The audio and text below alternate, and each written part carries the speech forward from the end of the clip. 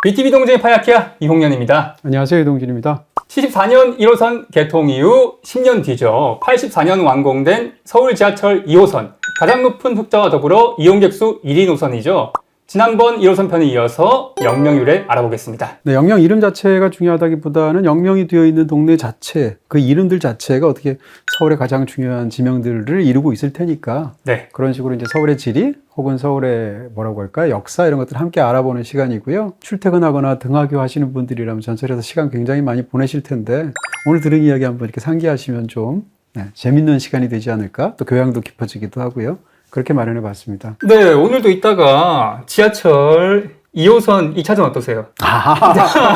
마음에 걸렸구나. 예, 제가 너무 창피를 한 나머지 네. 한 30개는 외우고 있었는데 말이죠. 사실은 서울 지하철 2호선이 완전 개통돼서 순환이 완성됐던 때가 저는 정확히 기억이 나거든요. 전이 시절이었는데 너무 신기해가지고 그 당시에 많은 아이들이 그랬던 것처럼 저도 일부러 전철을 타고 지하철을 타고 한번 순환한 적이 있어요. 개통한 지 얼마 안 됐을 때. 그런 어떤 신기했던 기억이 어렸을 때 있고요. 서울의 어떤 그 발달사에서 보면 이 강남 개발의 어떤 활용 점정을 하게 되는 굉장히 중요한 게 서울 지하철 2호선 순환선이었습니다. 원래 이게 사실은 순환이 아니었거든요. 아, 그래요? 거의 즉흥적으로 당시에 서울시장이 결정을 해서 순환으로 한꺼번에 바꾸는 바람에 이런 어떤 커다란 변화가 있었던데요. 뭐 거기에 대해서는 이제 또 다른 자리에서 말씀을 드리기로 하고 어쨌건 오늘은 영명을 통해서 알아보는 서울 곳곳의 지명의 역사 혹은 관련된 이야기들 지금부터 해보겠습니다. 네, 총 51개의 역인데요. 그래요? 어디부터 하실까요? 제일 먼저는 이제 을지로인데요. 을지로는 당연히 이제 을지문덕 장군. 고구려에. 네, 을지문덕 장군이 이제 뭐 수나라의 어떤 대군을 물리쳐서 어마어마한 그런 뭐 한국 역사에서 거대한 족적을 남긴 장군이지 않습니까? 네, 사회수대첩. 일제 강점기 동안에 한국의 동네 이름들이 상당수가 이제 일본식으로 바뀌게 되었죠. 한자 지명으로 바꾸기도 하고 여러 가지 것들로. 그런 과정에서 이제 광복이 되고 나서 1946년도 바로 다음 해가 되면 본격적으로 일제 잔재가 남아있는 이름들의 상당수를 바꾸었어요. 근데 그 중에 하나가 이제 당연히 을지로고요. 지금 로자 들어가는 많은데 그 위인들 이름이 붙어 있지 않습니까? 네네. 을지로라든지 뭐 충정로라든지 충무로도 있고 뭐 세종로 이런 이름들 이게 다 1946년도에 붙은 이름들이고요. 그 나라에서 한국 역사에서 굉장히 위대한 위인들의 이름을 하나씩 이렇게 붙이는 방식으로 여기는 이제 을지로라는 이름이 붙게 되었죠. 신당에 관해서는 제가 지난번에 말씀드렸었죠. 도입부예요. 네, 그 무당촌이 이제 문 바깥에 굉장히 많아서 어떤 이루고 있어서 신당이라는 이름이 들어갔다는 말씀 드렸었고요. 왕십리에 대해서는 아마 많은 분들이 알고 계실 거예요. 서울은 계획도시이지 않습니까? 네. 서울의 이제 도읍지를 정하기 위해서 조선 초에 풍수지리라는 같은 게 굉장히 중요했었거든요. 서울의 위치를 좋게 보고 그러면서 이제 또 뭐라고 할까요? 당시에 그런 걸 정했던 사람들끼리 어디를 도읍으로 할지를 구체적으로 알아보고 다녔는데 무학대사가 여기쯤이 좋지 않을까라고 해서 왕십리 근처를 간 거죠. 그런데 거기서 이제 늙은 농부가 다가오더니 여기가 아니고 심리 정도를 더 가라. 그 심리예요? 네, 그렇게 해서 왕자가 갈 왕자잖아요. 간다란 뜻이거든요. 그러니까 심리를 더 가라라고 하는데 심리를 더 가면 있는 곳이 뭔가 하면 바로 동대문이거든요. 그 동대문은 서울의 그 문 중에 하나가 되는 거지 않습니까? 네. 그런 의미에서 왕십리라는 이름에는 사실은 이런 어떤 서울 도읍의 이야기가 담겨 있는 것으로 보통 이야기를 하죠.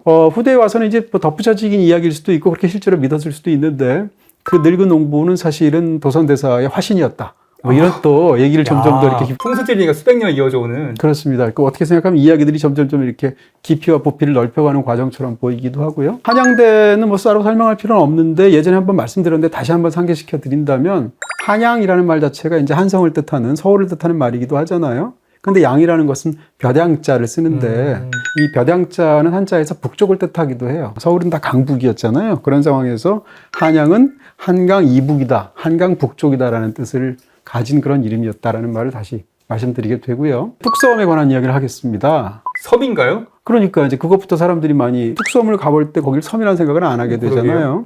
이 뚝섬이라는 것의 유래는 말하자면 이 지역은 정확하게 얘기하면 섬은 아닙니다. 지금 이제 우리가 한강을 생각하면 서울의 많은 것들을 지금 한강처럼 생각하잖아요. 네. 지금 한강은 대략 이 폭으로 보면 사실은 대략 최대한 900m 이상을 넘지 않도록 한강을 이렇게 치수 사업을 했단 말이에요. 개발 사업을 했단 말이에요. 그래서 한강 그 수역들이 일정해 보이잖아요.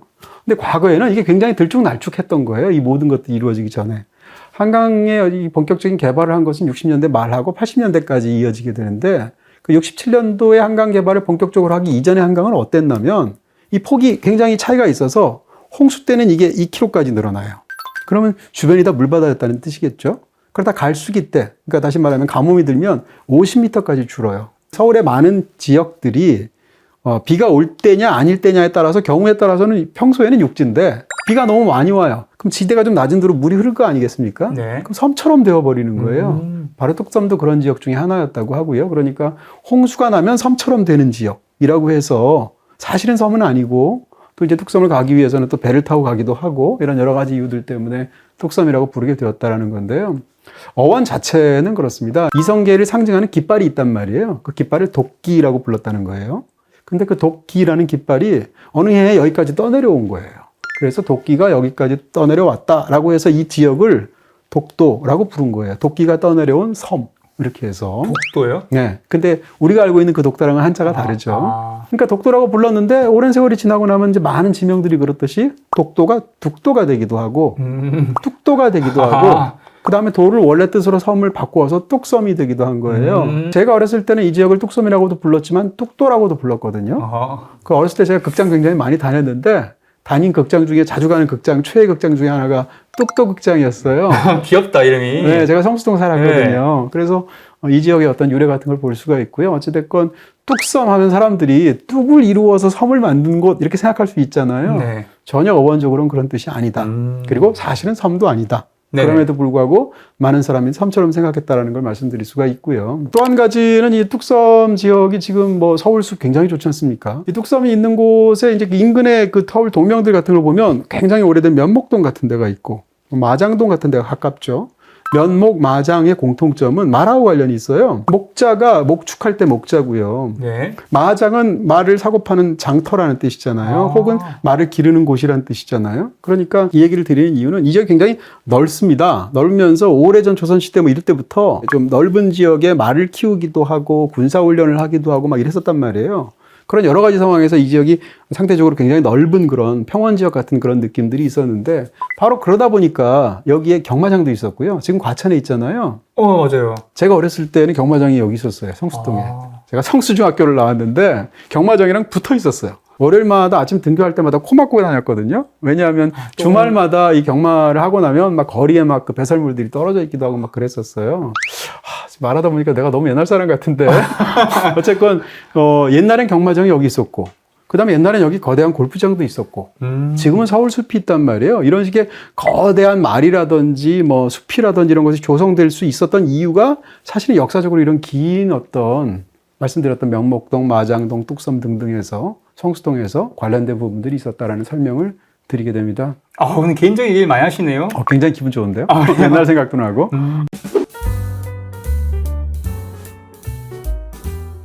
네, 뚝섬도 뭐 성수동이긴 하지만 성수동도 사실 굉장히 크거든요. 서울에서 성수동, 그 다음에 무슨 신림동, 봉천동 이런 데는 굉장히 큰 동이죠. 두 가지 이름을 합쳐서 만든 겁니다. 성이라는 것은 성덕정이라는 곳에서 이제 오게 된 건데요. 성덕정이라는 건 정자겠죠. 그러니까 임금님이 조선시대 때 왕이 여기 성덕정에서 뭐라고 그럴까요? 아까 말씀드린 대로 상당히 넓은 곳에서 말도 키우고 군사훈련도 한다고 그랬잖아요. 네. 그런 것을 지켜보는 곳이었어요.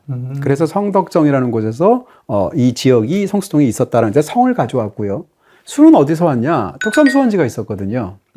지금도 뭐 관련된 시설들이 있잖아요. 네네. 근데 이 뚝섬 수원지를 만든 것 자체가 찾아보니까 1907년도예요. 굉장히 오래됐죠. 그러니까 뚝섬 수원지에서 숫자를 가져오고 성덕정에서 성자를 갖고 와서 성수동이라는 이름을 만들기도 했고 또 이 지역의 물들을 이제 식수원으로 사용하다 보니까 그 자체로 굉장히 깨끗하고 아름답고 성스러운 물이다 해서 성수란 이름이 붙었다라는 식의 어떤 유래에 관한 설명들도 있습니다. 자, 그 다음은 이제 뭐 신설동, 용두, 신답, 용답, 답자가 들어가면 사실은 이제 이 지역이 논하고 관련되어 있다는 거 상상될 거고요. 자, 건대를 넘어서 구의를 넘어서 구의동도 이제 두 동네 이름을 합쳐서 만든 이름이에요. 강변을 지나서 이제 잠실나루 잠실 쪽으로 오게 되고 잠실 세내까지 무려 역 3개가 잠실 이름이 붙었지 않습니까? 네. 굉장히 넓은 지역이기도 하고 또 잠실이라는 곳이 서울에서 또 굉장히 발달 사회에서도 중요하기도 하고 또 이런 여러 가지 부분들이 있죠. 그래서 이 얘기를 좀 자세히 할까 해요. 잠실이 노예를 치던 곳이다라는 것은 많은 분들이 알고 계시죠. 뽕나무가 많았겠네요? 그렇죠. 잠이란 말 자체가 이제 노예를 뜻하는 말이잖아요. 그러니까 노예 나방이 꼬치를 지을 때 그 노예 고치에서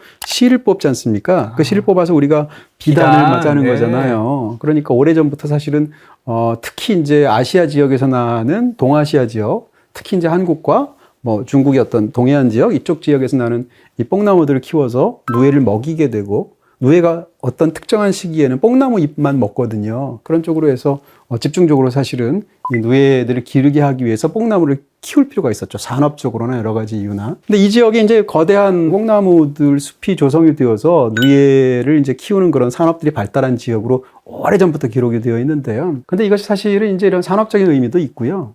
또 한 가지는 어떤 게 있냐면 사실은 조선시대에 이제 서울을 만드는 과정에서 아까 말씀드린 것처럼 이제 풍수지리가 굉장히 중요하게 작용을 했단 말이에요. 네네. 지금 서울이 이렇게 있다고 할 때 예를 들어서 남산이 굉장히 중요한 위치에 있지 않습니까? 근데 남산을 당시 옛날 사람들 보기에는 노예처럼 생겼다고 생각했던 거예요. 그래서 남산 자체에 또 다른 이름 중에 잠두봉이라는 이름이 있었어요. 잠두라는 게 누에 머리란 뜻이겠죠. 근데 누에를 치거나 거기서 이제 뭐 실을 뽑아서 비단을 만들거나 하는 것은 조선시대 국가적으로 너무 중요하단 말이에요. 그리고 더군다나 이제 풍수지리로 보게 되면 이게 누에의 형상이니까 누에의 형상인 남산을 먹여야 된다라는 생각을 가지게 되는 거예요. 상징적인 의미겠죠. 그러니까 남산을 먹이기 위해서 남산을 중심으로 동서남북에 네 군데에다 잠실을 만드는 거예요. 누에 치는 곳을. 그래서 동잠실이 지금의 잠실입니다. 서잠실은 지금의 연희동 쪽이고요. 네. 뭐라고 할까요? 잠원동도 있잖아요. 잠원동의 잠자도 역시 그 양잠할 때 그 잠이거든요. 잠원동도 잠실이라고 말을 했거든요. 근데 지금 말하는 잠실하고 헷갈리잖아요. 그러다 보니까 이름을 바꾸어서 잠원동이라고 붙이게 된 거예요. 어찌됐건 이쪽에 있었던 동잠실이 굉장히 중요했는데 누에를 치기 위해서 혹은 또 누에에 관련된 어떤 그런 양잠업을 하기 위해서 굉장히 중요한 지역이었다는 것이 지금까지 이름이 남아있게 됩니다. 지난번에 선농단 얘기하면서 왕이 직접 농사하는 시범 보였다고 그랬잖아요. 마찬가지로 친잠례라고 그래서 왕비가 직접 누에 치는 시범을 보이기도 했어요. 그럴 정도로 사실은 지금 생각하면 이제 뽕나무 숲을 이루고 또 누에를 친다는 것 자체가 그렇게 중요한지 모르겠습니다만 예전에는 굉장히 중요한 국가적인 산업이었다. 이런 말씀을 일단 잠실과 관련해서 드릴 수가 있겠죠. 이제 잠실나루 잠실세네, 특히 이제 세네랑 관련돼서 이야기를 하게 되면 옛날에는 이제 잠실세네가 이제 신천역이라고 했었죠. 근데 신천과 신촌이 비슷하기도 하고 여러 가지 이유로 이제 명명을 바꾼 건데요. 신천이라는 것이 이제 한자로 쓴 거고 우리말로 하면 세네겠죠. 고유어군요. 그렇죠. 근데 이걸 좀 설명하기 위해서는 이렇게 말할 수 있을 것 같습니다. 지금 한강하고 개발 전에 한강하고 가장 차이가 있는 게 사실은 잠실 쪽에 굉장히 큰 차이가 있는데 지금 있는 그 잠실대교 밑으로 흐르는 그 물줄기는 사실은 쉽게 얘기하면 세네였어요. 신천강이라고 말했던. 그 다음에, 그러니까 지금 어떻게 생각하면 이제 한강이 한 줄기로 이렇게 흐른다고 생각하겠지만 옛날에는 지류들이 숱하게 많았었거든요. 그런 상황에서 한강이 이렇게 두 갈래로 갈라지면서 가운데 잠실섬이 있었어요. 섬이요? 네. 잠실도라고 했기도 했고, 잠실섬이라고도 하기도 했었는데요. 이 양쪽으로 이렇게 강이 이렇게 흐르게 되죠. 잠실섬을 중심으로 해서 이 한강이 두 줄기로 갈릴 때 북쪽에 해당하는 강을 신천강이라고 불렀었고요. 혹은 세네라고 불렀었고 남쪽에 흐르는 강을 송파강이라고 불렀던 거예요. 근데 송파강을 어떻게 했냐면 잠실에 거대한 아파트 단지를 짓고 도시계획으로 70년대 초반에 넓히는 과정에서 강을 다 매립했어요. 그 흔적이 남아있는 게 지금의 석촌호수예요. 석촌호수가 송파강의 한 부분입니다. 근데 양쪽을 다 매립을 해버린 거예요. 그러니까 강이 갑자기 뭐가 됐어요? 호수가 됐어요. 그렇죠. 신기하네. 인공호수로. 네. 그게 이제 석촌호수로 남은 거고요. 신천강을 만약에 매립했다면 잠실은 지금 강북이에요. 근데 그렇게 하지 않고 송파강을 매립을 하고 신천강은 넓혔단 말이에요. 택지를 더 많이 개발하고 그로부터 더 많은 이익을 추구하고 그것을 통해서 또 다른 자금을 쓰기 위해서 사실은 그렇게 한 거예요. 신천강이 넓어져서 지금의 한강으로 잠실대교 밑으로 지나게 되는 그 물줄기가 됐고요. 송파강은 이제 석촌호수의 어떤 그 자국만으로, 흔적만으로 지금 남게 되었다라는 이야기입니다. 재밌는 것은 잠실섬, 잠실소도라고 말하는 이 하중도인데 강북 바로 밑에 반도처럼 잠실섬이 붙어 있었대요, 원래는. 그러니까 섬도 아니었던 거죠. 그러다가 아주 오래전에 어마어마한 홍수가 나서 물줄기가 여기를 낮은 지역으로 흘러버리니까 어느 순간부터 잠실이 섬이 된 거예요. 그래서 하중도로 바뀌면서 한강 가운데 있는 섬으로 잠실도가 된 거죠. 근데 잠실섬조차도 예전엔 두 개였어요. 잠실도가 있고 또 바로 옆에 뭐가 있었냐면 부리도가 있었단 말이에요. 하중도가 두 개가 나란히 있었는데 이게 어떻게 되냐면 비가 많이 오면 섬이 두 개예요. 왜냐하면 둘 사이에 낮은 지대로 또 샛강이 흐르게 되니까. 근데 또 갈수기에는 물이 다 말라버리면 약간 쌍봉의 섬처럼 돼버려서 하나인 거예요. 이런 식으로 섬이 두 개가 있었는데 지금 말씀드렸던 부리도 자체도 이 잠실을 개발하는 과정에서 골재를 채취하고 뭐 모래를 퍼나르고 하는 과정에서 섬이 없어져 버렸어요. 그렇게 해서 결국은 잠실도가 강남에 붙게 되었다는 거고요. 어찌됐건 지금 한강 물줄기까지 바꾸게 되었던 대역사인데 이게 그렇게 오래된 것도 아니에요. 왜냐하면 1971년 뭐 이때 얘기니까. 그런 의미에서 사실은 굉장히 우리가 이제 상전벽해라는 말까지 쓰게 되는데 네네. 굉장히 비슷하죠. 더군다나 그러네요. 상 자체가 뽕나무 상자를 쓰니까 굉장히 비슷한 그런 상황이 이 잠실 세내, 잠실나루 쪽에서 있었다. 이런 말씀을 드릴 수가 야, 있습니다. 한국 지리를 이렇게 썰풀듯이 하니까 더 재밌네요. 그럼요. 지금 생각하면 이제 이런 걸 모르고 거기 가면 이상한 지명들이 많아요. 삼전도의 굴욕이라고 말하는 것이 삼전동이잖아요. 아, 네네. 네, 병자호란 때 굉장히 치욕을 겪었잖아요. 우리나라 임금이. 아, 머리 찍고 그렇죠. 막. 예. 네. 근데 그 삼전도의 굴욕을 겪었던 삼전도 할 때 도가 건널 도자란 말이에요. 거기 나루터 같은 게 있었단 말이에요. 근데 지금 가면 뭐 없잖아요. 왜 그 이유는 뭔가 하면 송파강을 다 메웠기 때문에 그런 거거든요. 이런 식으로 사실은 상상도 할 수 없었던 지금의 서울의 어떤 특성이 사실은 예전에는 다른 부분들이 있었고 이것은 사실은 한강의 개발, 뭐 서울의 팽창 이런 것하고 관련되어 있는 서울의 현대사하고 사실은 관련이 되어 있거든요. 정치적인 사실하고도 엮여 있고 이런 부분에서 굉장히 흥미로운 것이 잠실에 관련되어 있습니다. 제가 영화를 다 챙겨볼 수 있었던 비결은 바로 플레이챗. 회사의 모니터도 펜션 구형 TV도 모두 스마트이죠. 통합 검색부터 시청까지 플레이챗 하나로. 홍현민이죠? 네. 회사에서 뭐해? 아닙니다, 팀장님. 자, 이제 삼성으로 넘어오겠습니다. 어떤 분들은 이제 삼성이라는 회사랑 관련이 있는 걸로 생각하시는 분도 그래, 계세요. 본사가. 네, 근데 그렇지 않고 삼성동화 관련이 있고요. 그러니까 일제강점기가 막 시작되고 나서 일본이 이제 행정구역들을 개편하고 할 때 이름 1914년도에 본격적으로 그렇게 많이 했거든요. 네. 그때 이제 삼성리라고 이름을 붙이게 돼서 지금도 삼성동이 된 거예요. 삼성동은 말 그대로 세 군데 마을을 합쳐서 삼성동이에요. 그 세 개의 마을은 삼성동 하면 떠오르는 절 있잖아요. 봉은사. 아, 예. 봉은사가 봉은사요, 하나의 그렇죠. 마을이죠, 사실상. 네. 그 다음에 이제 닭점이라는 마을이 있었고, 그 다음에 무동도라는 또 역시 하중도, 그러니까 섬이 있었어요. 옛날에는 섬이었는데 역시 무동도도 지금 없죠. 이렇게 세 개의 마을을 합쳐서 삼성리라고 이름을 붙이게 돼서 지금도 삼성동이 되었다. 이렇게 말씀드릴 수 있고요. 이 삼성동에 사실은 이제 저쪽 끝쪽으로 탄천이 있잖아요. 네. 이 강남 쪽에서 이 탄천이라는 그 하천이 굉장히 중요하지 않습니까? 탄천의 유래도 굉장히 재미있어요. 탄할 때 그게 석탄할 때 탄 한자를 쓰거든요. 숯하고 관련이 되어 있는데 탄천이 왜 탄천이냐에 대한 굉장히 재미있는 유래가 두 가지가 있습니다. 좀 더 이제 상대적으로 드라이한 유래 먼저 말씀을 드린다면 이곳에 상대적으로 뭐라고 그럴까? 이제 뚝섬 지역에 전국에서 오게 된 목재들 같은 것이 많이 쌓여 있어서 그 뚝섬에 쌓여 있는 그런 목재들을 요 탄천 지역에서 갖고 와서 이 근처에서 숯을 만들었다는 거죠. 그러니까 숯을 만들다 보니까 어떻게 되겠어요? 주변의 하천들이 검게 물들겠죠. 그래서 숯을 만들었던 그 천이 흐른다라고 해서 탄천이라고 붙이게 됐다라는 설명이 하나 있고요. 재밌는 유래는 삼천갑자 동방삭하고 관련이 있습니다. 삼천갑자 동방삭이라는 그 사람들이 이제 재밌게 코믹하게 말하기도 하잖아요. 어떻게 생각하면 뭐 중국 사람이죠. 중국 전설에 등장하는 너무너무 오래된 산 사람인데 삼천갑자 동방삭이 이제 한 번쯤 들어본 사람도 이게 무슨 뜻이야 라고 할 텐데 동방삭을 표현하는 말이 삼천갑자예요. 삼천갑자가 뭔가 하면 갑자가 60년이란 말이에요. 동양에서는 60년을 인생의 한 사이클로 돌아서 우리가 이제 회갑 같은 걸 하잖아요. 환갑이나 회갑을 하잖아요. 그러니까 60년이 갑자예요. 3천 곱하기 60년. 다시 말하면 18만 년을 산 거죠. 아. 그러니까 삼천갑자 동방삭이라는 사람은 너무 오래 살아서 18만 년째 살고 있는 사람이에요. 그러니까 전설 속의 사람이고 어떻게 생각하면 동양에서 가장 장수를 누린 전설 속의 인물 이런 사람인데 삼천갑자 동방삭 얘기가 한국에도 있어요. 그래서 한국에서 이 관련된 것이 바로 탄천하고 관련이 되어 있는데 삼천갑자 동방삭이 너무 오래 사는 거예요. 그러니까 염라대왕이 쟤 좀 불러오라고 그 저승사자를 보내게 됩니다. 저승사자가 삼천갑자 동방삭을 잡으러 갔는데 삼천갑자 동방삭이 워낙 18만 년 세월을 살면서 얼마나 사람이 꾀도 많고 똑똑하고 그러겠어요. 그러니까 절대 안 잡히죠. 잡으려고 하니까 이 저승사자가 어떻게 할지 몰라서 이 탄천 지역에 갔다는 거예요. 일단 가가지고 꾀를 내가지고 그 근처에서 파는 숯을 샀대요. 그 숯을 사가지고 그 강물이 있잖아요. 네. 강물에다 숯을 계속 씻은 거예요. 하나씩. 그러니까 지나가다 보는 사람들이 굉장히 이상하잖아요. 와가지고 아니 뭐합니까? 라고 하니까 숯이 너무 검어서 강물에 씻어가지고 하얗게 만들려고 희게 만들려고 씻고 있습니다. 라고 하니까 사람들이 미친놈 아니야? 이렇게 다 이제 간 거죠.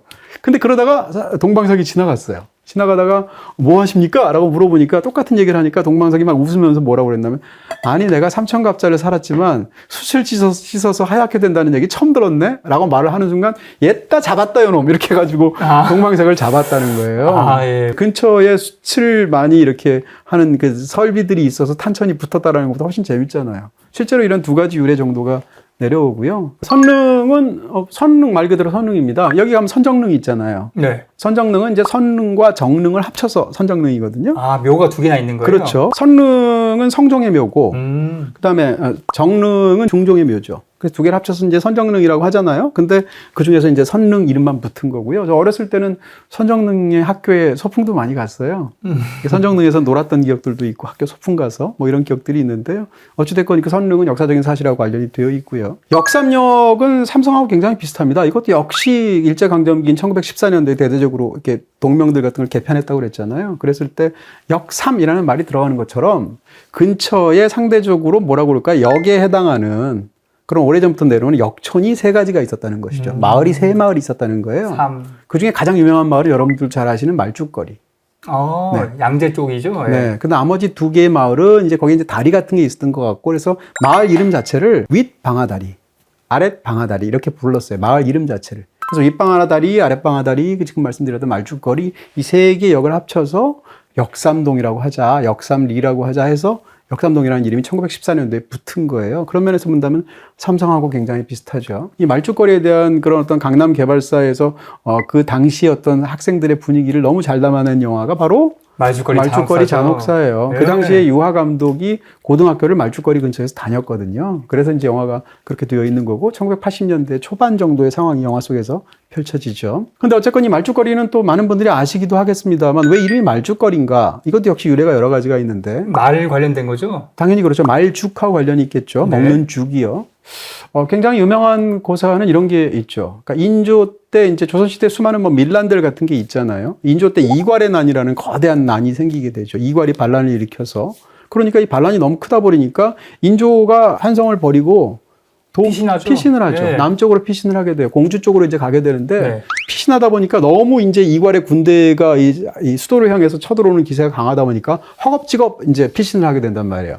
허겁지겁 피신하는데 그러다 보니까 임금님인데 밥도 못 먹고 너무 배고픈 상황이 된 거죠. 그러다가 이 말죽거리 쪽을 지나가게 되니까 그 근처에 살고 있던 유생들이 아니 그래도 임금님이 지나가는데 식사도 제대로 못 하시고 허겁지겁 피신하니까 얼마나 마음이 그렇겠어요. 그래서 즉석에서 죽을 쑤어서 임금님한테 드린 거죠. 근데 왕이 너무 급해가지고 빨리 피신을 해야 되니까 말에서 내리지도 못하고 말 위에서 죽을 받아서 후루룩 마시고 역시 또 계속 피신하는 길을 이어갔다는 거예요. 그래서 말 위에서 죽을 받아서 인조 임금이 먹은 그런 곳이다 해서 말죽거리. 이 이름이 붙었다는 게 이제 가장 많이 알려져 있는 그런 유래입니다. 또 다른 유래는 예전에 이제 뭐라고 할까요? 조선시대에 이제 한양을 가는 것은 굉장히 힘든 길이잖아요. 말을 타고 이제 선비들이 가지 않습니까? 갔을 때 이 말죽거리쯤 오게 되면 마지막 기착점이에요, 말하자면. 여기쯤 오면 마지막으로 말한테 죽을 준답니다. 그리고 여기서 마지막으로 말을 이제 죽을 주게 되고, 그 다음에 이제 무슨 나루토에서 배를 타고 간다거나 등등의 일로 해서 한양으로 마침내 입성을 하는 거죠.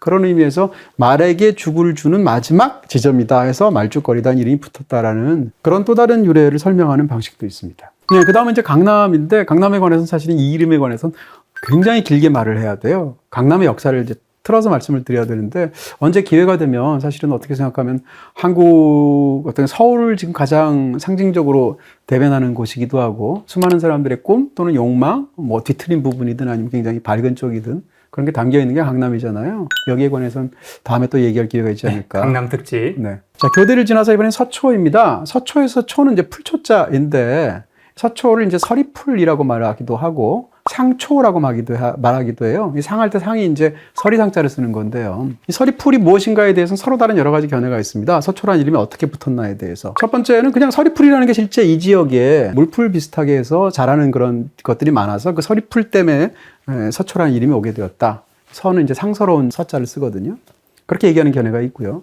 두 번째는 이제 제가 서초구청 홈페이지에 들어가 봤거든요. 서리풀이라는 것에 다른 풀이 따로 있는 게 아니라 별을 뜻하는 게 서리풀이라는 거예요. 왜냐하면 과거에 임금님께 진상하는 쌀을 네. 이 서초 지역에 있는 쪽의 논에서 거두어서 추술해서 올려 보냈다는 거예요. 그러니까 임금님한테 진상할 정도의 쌀을 여기서 보내면 굉장히 얼마나 귀한 쌀이겠어요. 그러니까 상서로운 쌀, 상서로운 별을 재배한 곳이다라고 해서 서초란 이름, 그게 서리풀이다. 라는 얘기죠. 이런 설명이 서초구청 홈페이지에 있고요. 그 마지막으로 세 번째는 그게 아니고 풀하고는 관련이 없다라는 이야기입니다. 무슨 얘기인가 하면 이제 서리풀이라고 하는데 이게 사실은 서릿벌이었다는 거예요, 원래. 이 지역이 지대가 낮기도 하고 한강변이 이제 범람하거나 하면 마을 어귀까지 물이 들어차게 되는데 물이 들어차니까 어떻게 되겠어요? 물이 막 서리게 되겠죠? 혹은 안개가 피어나게 되겠죠? 이런 이유 때문에 서리는 물이 자주 서리는 지역이다라고 해서 서릿벌인데 서리풀로 바뀌게 되었고 그걸 다시 한자로 적는 과정에서 서초가 되었다. 이런 견해가 있어. 이런 서로 다른 서너 가지 견해들이 있는데 어찌됐건 그렇게 셋 다 굉장히 흥미로운 그런 견해들이 아닐까 싶고요. 서초라는 지명으로 붙게 되었습니다. 방배는 간단히 말하면 이제 배가 이제 등배자인데요. 한강 쪽 혹은 경우에 따라서는 이제 방배동이 이제 우면산 쪽에 있으니까 우면산 쪽을 등지고 있다. 그런 지역이다라고 해서 방배라는 이름이 붙었다라는 견해를 일반적으로 받아들이고 있습니다. 사당은 말 그대로 사당이 있었던 지역이고요. 사당이에요? 네. 그 다음에 이제 그 낙성대는 많은 분들이 아시는 것처럼 여기 이제 강감찬 장군의 태어난 곳이라고 보통 이야기하거든요. 예. 귀주대첩으로 유명하신. 그렇죠. 고려시대 때. 근데 강감찬 장군이 태어난 곳을 왜 낙성대라고 부르냐면 네. 낙성이 별이 떨어졌다는 뜻이거든요.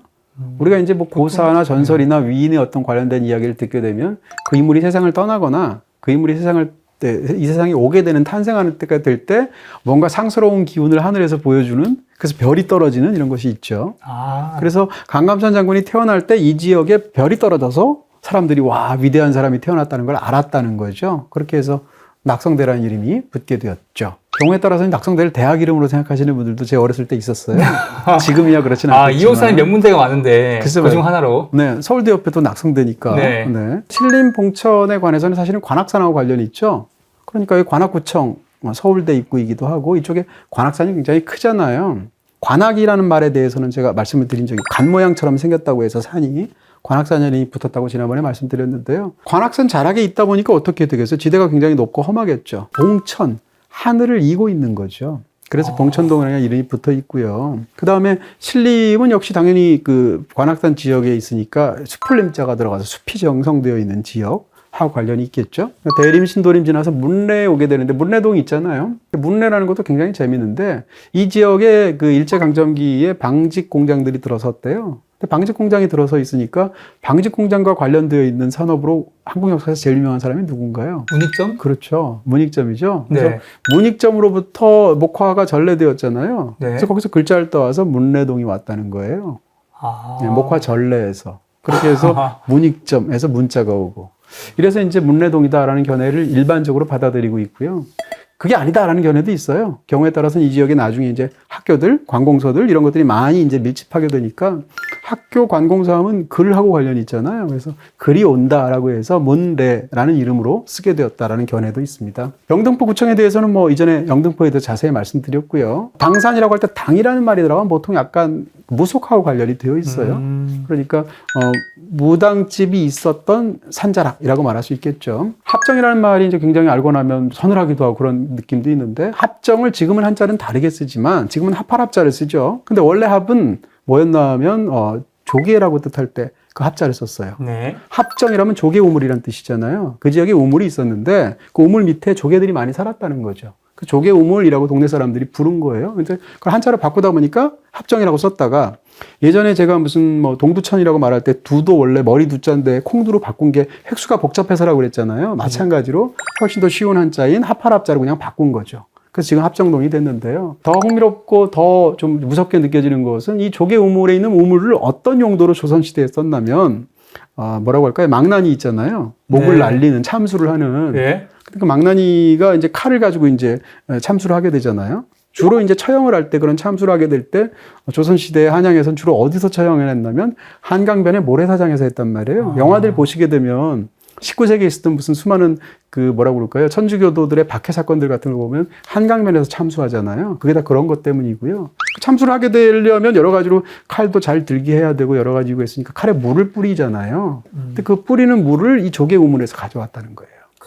그러니까 어떻게 생각하면 거기가 이제 한강변이니까 뭐 조개 우물에 있는 물을 이용하고 뭐 등등 해서 참수를 해서 사실은 뭐 병인양요 뭐 직후 이런 때는 뭐 수천 명이 죽기도 했잖아요. 네, 선교사들이. 그러니까요. 굉장히 참혹한 역사가 담겨 있는 그런 곳이기도 하고 또 합정동에 지금도 절두산이 있잖아요. 거기 성지처럼 되어 있기도 하고 절두산이라는 것은 사실 머리를 자른다 할 때 그 절두산이거든요. 네. 그러니까 지금 말씀드렸던 합정 혹은 절두산 이 지역 자체가 사실은 그 처형된 어떤 부분하고 관련이 되어 있는 부분이 있다. 원래 조개우물은 원래 그 뜻은 아니지만 그다음에 이제 홍대를 지나서 신촌인데 신촌은 이제 새롭게 만든 마을이라는 뜻인데 신설동하고 똑같아요. 근데 그 새롭다는 게 오래전이에요. 그러니까 조선시대예요. 네. 조선시대에 그때 말씀드린 것처럼 서울이 5개의 부로 나뉘게 되고 그리고 그 안에서도 이제 또 방이 있고 그다음에 개가 있고 동이 있다 이런 식으로 순서대로 말씀드린 적 있죠. 신설동에 대해서.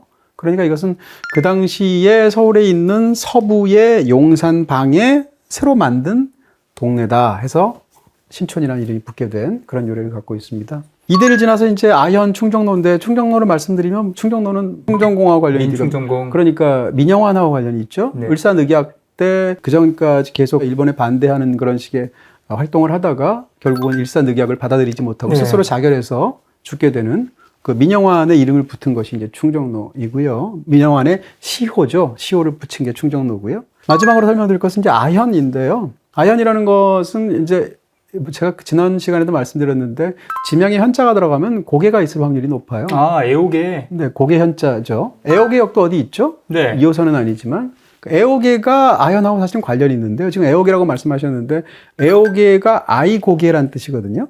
그러니까 애옥애역이 왜 아이고개냐라고 하면 이것도 풍수지리랑 관련이 있는데 풍수지리에 따르면 이 아현동 지금 이 지역에 있는 이 애옥애 고개 이 고개의 형상 자체가 아이가 나가려는 상황이라는 거예요. 근데 그것을 막아야 되는 어떤 풍수지리적인 상황이 있고 그런 상황에서 아이가 나가려는데 떡을 주어서 못 나가게 그냥 주저앉히는 그런 의미에서 그것을 아이고개라는 이름이 붙었다라는 그런 유래가들이 있죠. 경우에 따라서는 또 훨씬 더 쉬운 유래 중에서는 이 고개가 좀 험하다 보니까 지나다 보면 아이고 하고 사람들이 소리를 냈대요. 실제로 그렇게 말하기도 해요. 네. 아이고라고 하는 데서 아이고개가 됐다는 거예요. 그 아이가 아니라 이런 또 다른 유래가 있기도 합니다. 근데 어찌됐건 아현이라고 했을 때 처음에는 아이 할 때 아자를 붙였을 거고요. 한자로도 아라고 하잖아요. 그 다음에 현은 고개 현자를 붙였겠죠. 그래서 애오개를 아현으로 바꿨는데 지금 아자는 그 아자가 아니죠. 이런 식으로 한자가 바뀌는 경우는 굉장히 많으니까 어찌됐건 아현이라는 이름이 붙게 된 것은 일반적으로는 풍수지리랑 관련되어 있는 그런 뒷얘기를 가진 유래로 설명하고 있습니다. 이름과 관련된 역사나 이런 것을 제가 워낙 관심이 많기도 하지만 제가 다 어떻게 알았겠어요? 책에서죠. 네, 다 책에서 본 것들이고요. 이 책들을 지금 여태까지 말씀드린 것들이 주로 이 안에 있는 내용들을 여러분께 설명을 드렸습니다. 네, 영화 추천 가시죠. 네, 오늘 뭐 관련된 수많은 영화들이 있을 텐데 일단 잠실 얘기 굉장히 많이 했으니까 잠실을 우리말로 바꾸게 되면 누에 치는 방이잖아요.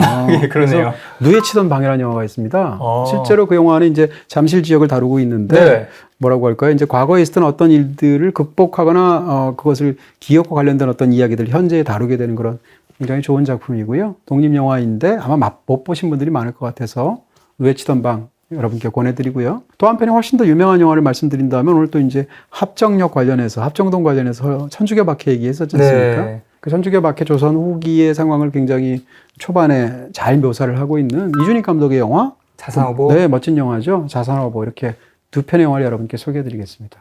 네, 두 편의 영화는 모두 BTV에서 보실 수 있고요. 영화 월정에 오션에 가입하시면 무제한으로 감상하실 수 있습니다. 네, 오늘 2호선에 대한 얘기 너무 유익했고요. 네. 평론가님의 어린 시절에 대한 네. 추억도 아. 표정에서 나오는 것 같아서 네. 네, 흐뭇했습니다. 다 편집하셨을 것 같은데. 결합스 때 혼자 산다는 이유로 가족 결합 할인을 받을 수 없었던 700만 1인 가구를 위해 스스로 결합하는 새로운 방법을 소개합니다. 한 명부터 할인받는 요즘 가족 결합. 월 최대 2만 원 할인에 매달 VOD 할인 쿠폰까지. 요즘 가족의 요즘 결합법. SK 브로드밴드. 가입은 비다샵 106 어디든 가능스 때.